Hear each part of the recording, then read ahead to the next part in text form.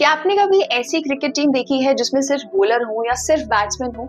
Definitely नहीं देखी होगी, क्योंकि एक अच्छी क्रिकेट टीम में बैट्समैन भी होते हैं, बॉलर भी होते हैं, फील्डर भी होते हैं, एक अच्छा विकेट कीपर भी होता है। तो आप ऐसी गलती अपने पोर्टफोलियो के साथ क्यों करते हैं? आज के वीडियो में हम बात करने वाले हैं पोर्टफोलियो डाइवर्सिफिकेशन को लेकर।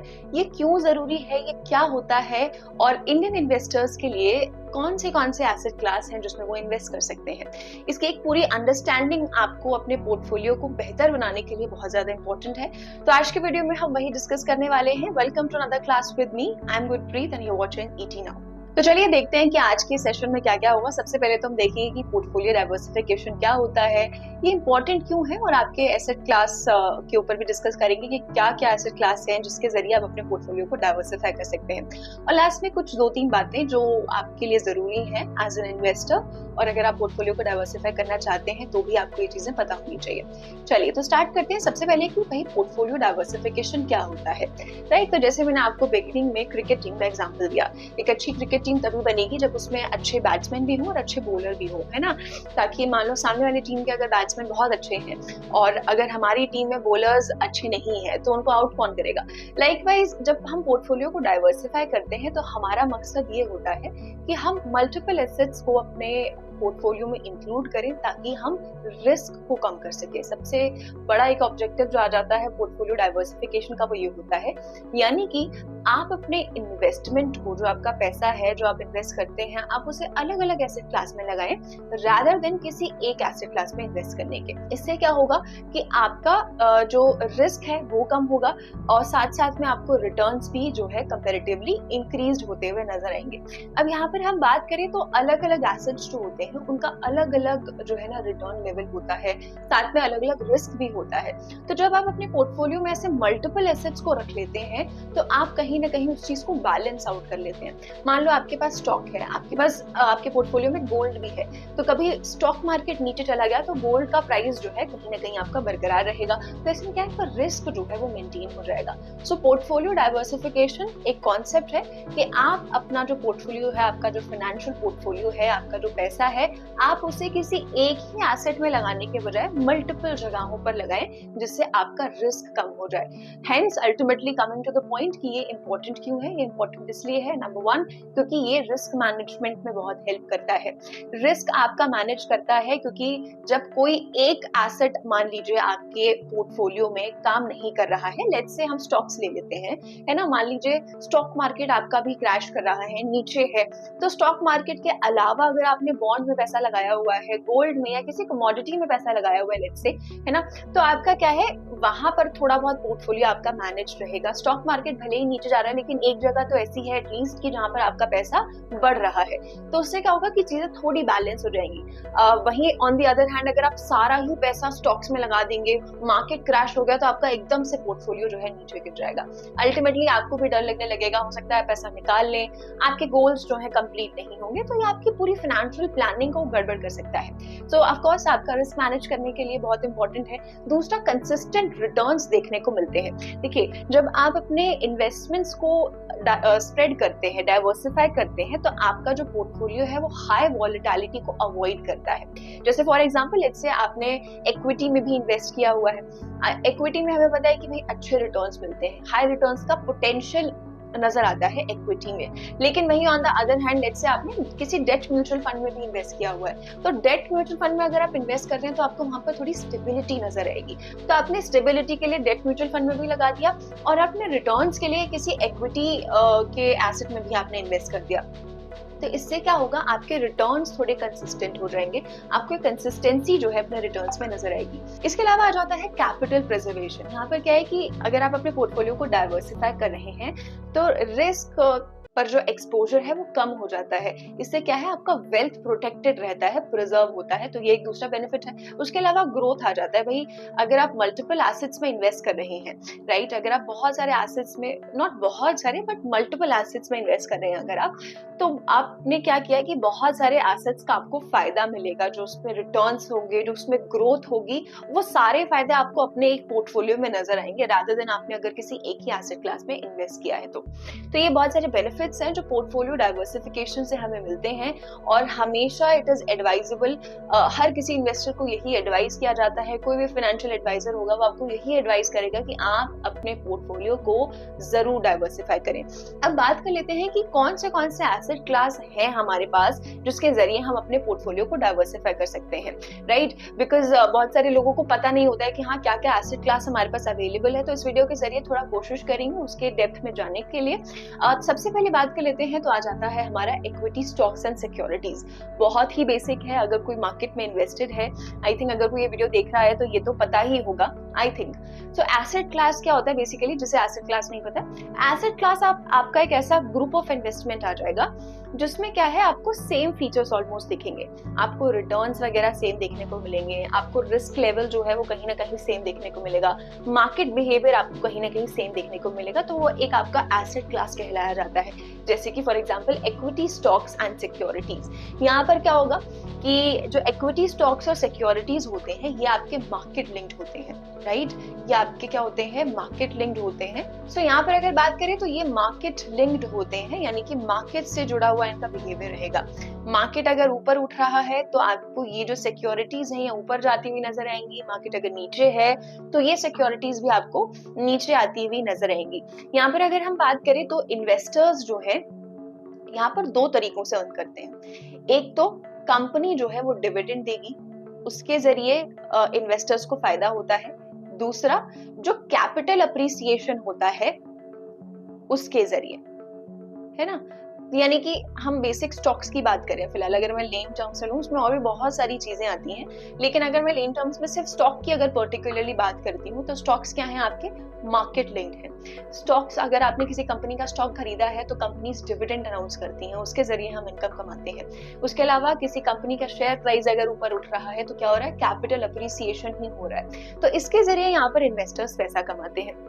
इसके अलावा क्या होता है कि क्योंकि ये मार्केट लिंक्ड है तो यहाँ पर बहुत ज्यादा रिस्क ऑफ कोर्स देखने को मिलता है, रिस्क यहाँ पर हाई हो जाता है। तो इस तरह का जो एसेट क्लास है ये ऐसे इन्वेस्टर्स के लिए सूटेबल है जो कि अग्रेसिव हो। अग्रेसिव से क्या मतलब है, जो रिस्क ले सकते हो, ठीक है? अगर आपको सेफ खेलना है तो आगे और भी एसेट क्लास आ रही हैं, लेकिन ऑफ कोर्स अगर आप सेव कर रहे हैं, इन्वेस्ट कर रहे हैं तो कहीं ना कहीं आप भी चाहेंगे कि आपका जो पोटेंशियल है रिटर्न का वो इंक्रीज हो, आपको रिटर्न्स भी अच्छे मिले, राइट? तो इक्विटी, स्टॉक्स और सिक्योरिटीज उसके लिए एक अच्छा ऑप्शन है। यहाँ पर रिटर्न्स आपको ज्यादा मिलेंगे, लेकिन रिटर्न्स का पोटेंशियल ज्यादा है, लेकिन साथ साथ में रिस्क भी यहाँ पर ज्यादा है, तो अग्रेसिव इन्वेस्टर्स के लिए ज्यादा सूटेबल रहता है। अगर यहाँ पर मैं एग्जांपल की बात करूँ कि इसमें क्या क्या चीजें आ जाएंगी, अगर मान लो किसी को इक्विटी क्लास या सिक्योरिटीज में इन्वेस्ट करना हो तो यहाँ पर आ जाते हैं आपके बेसिक स्टॉक्स, चाहे आप डोमेस्टिक स्टॉक्स में इन्वेस्ट करें, चाहे आप इंटरनेशनल स्टॉक्स में इन्वेस्ट करें। इसके अलावा आपके इक्विटी म्यूचुअल फंड्स भी आ जाते हैं, क्योंकि म्यूचुअल फंड्स में क्या है, जो इक्विटी म्यूचुअल फंड्स है उसमें अल्टीमेटली पैसा कहाँ लग रहा है, वो लग रहा है कंपनी के शेयर्स में पैसा लग रहा है, राइट? तो इसके अलावा आ जाता है ईटीएफ्स आ जाता है। तो इस तरह के जो सिक्योरिटीज होते हैं वो आपके इस एसेट क्लास में आते हैं, जिसमें पैसा कहाँ लग रहा है, कंपनी के शेयर्स में डायरेक्टली या डायरेक्टली जो है पैसा इन्वेस्टेड है। तो ये एक कॉमन एसेट क्लास है जिसमें बहुत सारे इन्वेस्टर्स जो है में नजर आते हैं, बहुत सारे लोग यहाँ पर इन्वेस्ट करते हैं, ये कॉमन एसेट क्लास है। उसके अलावा नेक्स्ट एसेट क्लास पर चलते हैं तो आ जाता है bonds and fixed income securities. Now ये भी एक कॉमन इन्वेस्टमेंट एसेट क्लास है। यहाँ पर अगर बात करें तो ये जो एसेट्स होते हैं क्या होती हैं, डेट सिक्योरिटीज होती हैं। ये ऐसी डेट सिक्योरिटीज होती हैं जिसमें आपको कहीं ना कहीं गारंटीड इनकम जरूर मिलती है, राइट? अगर हम इसे स्टॉक से कंपेयर करें, राइट, तो यहाँ पर जो है एक गारंटीड इनकम आपको जरूर जो है वो देखने को मिलती है। गारंटीड इनकम आपको यहाँ पर जरूर देखने को मिलती है, लेकिन कंपैरेटिवली अगर हम स्टॉक्स या इक्विटी लिंक्ड सिक्योरिटीज से अगर हम इसे कंपेयर करें तो आपको यहाँ पर लेस रिटर्न्स देखने को मिलते हैं, रिटर्न्स आपके यहाँ पर कम हो जाते हैं, राइट? तो यहाँ पर क्या है, डेट सिक्योरिटीज में पैसा इन्वेस्टेड होता है तो यहाँ पर रिटर्न कैसे आता है, यहाँ पर रिटर्न आता है आपका इंटरेस्ट से। डेट सिक्योरिटीज होंगी आपकी तो इंटरेस्ट पर जितना भी पैसा आप अर्न करेंगे वो आपका क्या है, सोर्स ऑफ इनकम हो जाएगा, यहीं से आपकी इनकम जनरेट होती है। हाउएवर बॉन्ड्स और फिक्स्ड इनकम इंस्ट्रूमेंट्स जो है क्या है, आपके कम रिटर्न्स देते हैं, स्टेबिलिटी के लिए जो है इन्वेस्टर्स इससे ज्यादा प्रेफर करते हैं कि ठीक है कम रिटर्न्स है कोई बात नहीं, लेकिन हमें एक स्टेबल पोर्टफोलियो बनाना है, तो कई लोग क्या है अपना कुछ परसेंट इनकम जो है वो क्या है यहाँ पर, क्या कुछ परसेंट सेविंग्स जो है वो स्टेबिलिटी के लिए यहाँ पे इन्वेस्ट कर देते हैं। तो बेसिकली क्या हो गया, आपकी डेट सिक्योरिटीज में पैसा इन्वेस्टेड है, स्टेबिलिटी के लिए यहाँ पर लोग इन्वेस्ट करते हैं। थोड़े कंजर्वेटिव इन्वेस्टर्स यहाँ पर इन्वेस्ट करते हुए नजर आएंगे, जो कम रिस्क लेना चाहते हैं, थोड़े बहुत रिटर्न्स भी चाहते हैं लेकिन रिस्क भी कम लेना चाहते हैं, तो उनके लिए ये क्या है अच्छा ऑप्शन हो जाता है। और लेकिन स्टॉक्स के कंपैरिजन में ध्यान रखिएगा कि यहाँ पर कम रिटर्न्स होते हैं। यहाँ पर अगर एग्जांपल की बात करें तो आपके गवर्नमेंट बॉन्ड्स आ जाते हैं, जैसे ट्रेजरी बिल्स हो गए, गवर्नमेंट सिक्योरिटीज हो गई, सोवरेन गोल्ड बॉन्ड्स हो गए, तो इस तरीके के बॉन्ड्स आपके यहाँ पर आ जाते हैं जिसमें लोग इन्वेस्ट करते हैं। इसके अलावा कॉर्पोरेट बॉन्ड्स हो गए, जिन्हें कंपनीज इशू करती हैं और फंड्स रेज करने के लिए जो कॉर्पोरेट बॉन्ड्स आपके कंपनीज के थ्रू इशू किए जाते हैं। इसके अलावा टैक्स फ्री बॉन्ड्स होते हैं जिसमें आपको जो इंटरेस्ट आप अर्न करते हैं जिन बॉन्ड्स पे, उस पर आपको कोई टैक्स नहीं देना पड़ता। इसके अलावा फिक्स्ड इनकम सिक्योरिटीज क्या होती हैं, जैसे आपका एफडी हो गया। बहुत लोग जैसे पहले के टाइम पे बहुत लोग एफडीज करवाते थे, अभी भी बहुत लोग करवाते हैं। तो एफडीज जो है आपका एक फिक्स्ड इनकम इंस्ट्रूमेंट हो गया कि आपको पता है कि हर साल आपको जो है इस रेट पर आपका क्या है ये एफडी ग्रो करता रहेगा, 6%, 7%, इट वेरीज। उसके अलावा पीपीएफ हो गया, तो आपको पता है कि हाँ इतना परसेंट तो मिलेगा ही मिलेगा और ये स्टेबल भी रहेगा, पैसा आपका सेफ भी है, सिक्योर भी है। तो ये क्या है एक दूसरा जो है एसेट क्लास आ जाता है, बॉन्ड्स और फिक्स्ड इनकम इंस्ट्रूमेंट्स। ये कहीं ना कहीं कंजर्वेटिव इन्वेस्टर्स के लिए एक अच्छा ऑप्शन आ जाता है जो कम रिस्क लेना चाहते हैं। उसके अलावा बात करते हैं, तीसरा एसेट क्लास आ जाता है आपका commodities and currencies. Now commodities क्या हो गई आपकी, बहुत सारे एग्रीकल्चरल या नॉन एग्रीकल्चरल प्रोडक्ट्स हो गए जिनको आप ट्रेड कर सकते हैं मार्केट में, वो आपके कमोडिटीज में आ जाते हैं। लाइकवाइज अगर मैं बात करूं करेंसीज की, तो करेंसी की भी ट्रेडिंग की जाती है। करेंसी की ट्रेडिंग होती है फॉरेक्स मार्केट में, उसके लिए एक अलग मार्केट है, राइट। लेकिन इंडिया की अगर हम बात करें, अगर हम इंडियन इन्वेस्टर्स के पर्सपेक्टिव से देखें, तो जो फॉरेक्स मार्केट है इंडिया में वो हाईली रेगुलेटेड है और करेंसी ट्रेडिंग जो है वो डायरेक्टली आप नहीं कर सकते हैं, दैट इज इलीगल। डेरिवेटिव्स के थ्रू आप जो है करेंसी ट्रेडिंग कर सकते हैं, बहुत ज्यादा रेगुलेटेड है आरबीआई के थ्रू। तो कहीं ना कहीं डेरिवेटिव्स के थ्रू अगर आप करना चाहे तो कर सकते हैं, लेकिन अभी तक हमने जो दो एसेट क्लास डिस्कस किए उनके कंपैरिजन में बहुत ज्यादा वॉलेटाइल है, बहुत ज्यादा रिस्की मार्केट है। तो अनलेस और अनटिल आपको बहुत अच्छी समझ ना हो करेंसी मार्केट की, you should not invest in this market because बहुत ज्यादा रिस्की है। सो अगर कमोडिटीज की और करेंसीज की बात करें तो ये भी एक एसेट क्लास देखने को मिलता है। अगर आपको अपना पोर्टफोलियो डाइवर्सिफाई करना है तो आप कमोडिटीज में भी जो है ट्रेडिंग कर सकते हैं। तो ये जो एसेट क्लास है ये ऐसे ट्रेडर्स के लिए अवेलेबल है जो कि कैपिटल अप्रिसिएशन पे खेलना चाहते हैं ना, कि किसी चीज का दाम अगर बढ़ेगा तो उससे आपको फायदा हुआ। कोई चीज आपने 10 रुपए की ली, वो 20 रुपए की हो गई तो आपको 10 रुपए का फायदा हो गया। तो ऐसे में जो खेलना चाहते हैं ट्रेडर्स वो इस मार्केट में आ सकते हैं। कमोडिटीज का एग्जांपल अगर हम ले तो बहुत सारे मेटल्स आ जाते हैं, गोल्ड, सिल्वर, प्लैटिनम जो आपके प्रेशियस मेटल्स हैं। इसके अलावा आपके जो दूसरे मेटल्स हैं, इंडस्ट्रियल मेटल्स हैं, कॉपर हो गया, एल्यूमिनियम हो गया, इसकी ट्रेडिंग कर सकते हैं। एग्रीकल्चरल प्रोडक्ट्स हो गए आपके, कॉटन हो गया, व्हीट हो गया, राइस हो गया, इसकी भी ट्रेडिंग होती है, इसके लिए भी कमोडिटी मार्केट आपका पूरा चलता है। एनर्जी कमोडिटीज हो गई आपकी, क्रूड ऑयल हो गया, नेचुरल गैस हो गई, कोल हो गया, इन सब चीजों की भी ट्रेडिंग की जाती है, इसका भी मार्केट है प्रॉपर, राइट। सो क्या है यहाँ पर आपका इसका भी पूरा मार्केट है, इसमें भी आप चाहें अगर अपने पोर्टफोलियो को डाइवर्सिफाई करना चाहते हैं तो इसमें भी आप इन्वेस्ट कर सकते हैं। इसके अलावा अगर बात करें कि इसमें आप इन्वेस्ट कैसे कर सकते हैं, तो कई जरिए हैं, जैसे कि गोल्ड के लिए, गोल्ड आपका एक प्रेशियस मेटल है, कमोडिटी है, आपका एक टैंजिबल एसेट भी है, तो आप यहाँ पर सोवरेन गोल्ड बॉन्ड के जरिए यहाँ पर इन्वेस्ट कर सकते हैं। सोवरेन गोल्ड बॉन्ड के ऊपर एक वीडियो भी मैंने बनाई हुई है, आप चाहें तो उसे चेकआउट कर सकते हैं, आपको डिस्क्रिप्शन में उसका लिंक मिल जाएगा।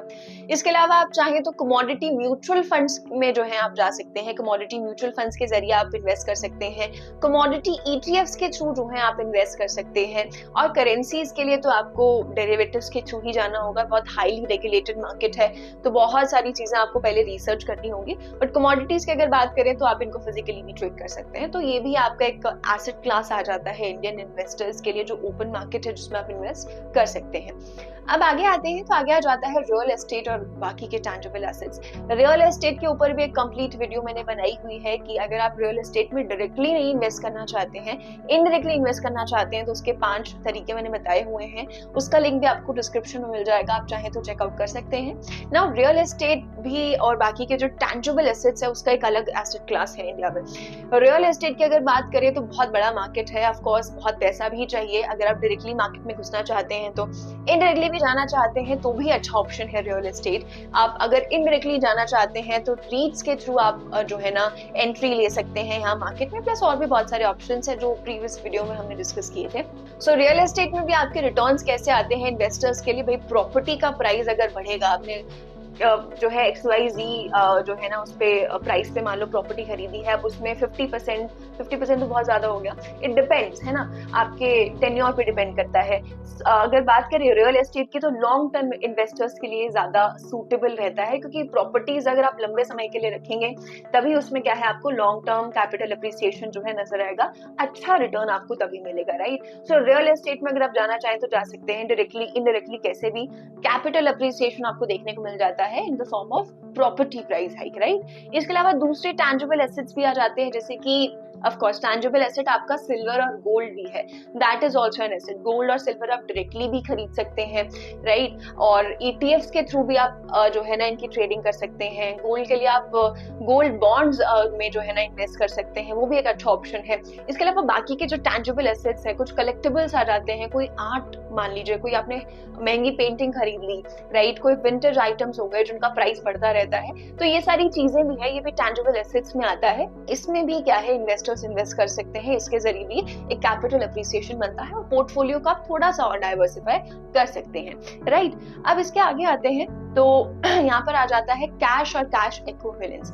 अगर बात की जाए तो कैश और कैश इक्विवेलेंस आपकी एक एसेट क्लास ही है, बिकॉज क्या है कि आपके पास अगर आप अपने पोर्टफोलियो को डाइवर्सिफाई कर रहे हैं तो आपके पास कैश होना भी उतना ही इक्वली इंपॉर्टेंट है। So this basically includes cash in hand, या आप अपने कैश को एक ऐसी जगह इन्वेस्ट कर रहे हैं जहां से आप उसे कभी भी रिडीम कर सकते हैं, बहुत आसानी से रिडीम कर सकते हैं। नाउ प्लीज नोट कि आप इसे क्या है एक इमरजेंसी फंड की तरह भी ट्रीट कर सकते हैं, राइट।